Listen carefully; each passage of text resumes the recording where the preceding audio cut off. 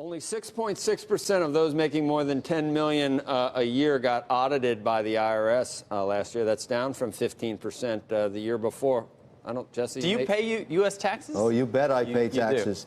You bet. And I have been audited plenty of times, and I've got all my companies being audited. Any company that's shifting out of a high tax state gets audited on the way out. I'm moving stuff out of California to Florida, audit. Massachusetts to Florida, audit. I would audit you every year. It's ridiculous. Just from the look those are state audits. They're state audits. Yeah, right. So you're not federal. So here's why you can cheat more on a federal level. We're going to explain that. Now, audits of the nation's highest earner, this is federal audits now, fell to their lowest ever recorded levels in the most recent period. IRS data showed that the tax collectors audited a little over 6% of all returns for those making $10 million or more. That's down by more than half from a year earlier and down about 80% from the recent peak in 2011. Now, the drop was across the board for the wealthy.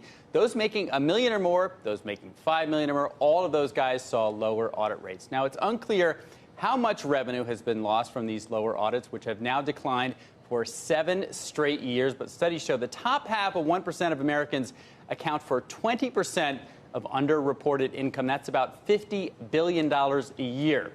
Now, the data comes during a battle in Congress over funding the IRS. The IRS and many Democrats say the agency is being starved for funds. Its budget is 19% below its peak in 2010. The number of auditors falling by a third. The IRS estimates that every dollar spent on enforcement generates $5 in revenue. So it's a good return, but each collections officer generates about $2 million a year in revenue. Republicans say they don't want to keep throwing money at a large and wasteful bureaucracy. President Trump is proposing a 1.5% increase for the IRS budget this year and adding over $15 billion over 10 years for enforcement. So he's on board. Congress still fighting it out.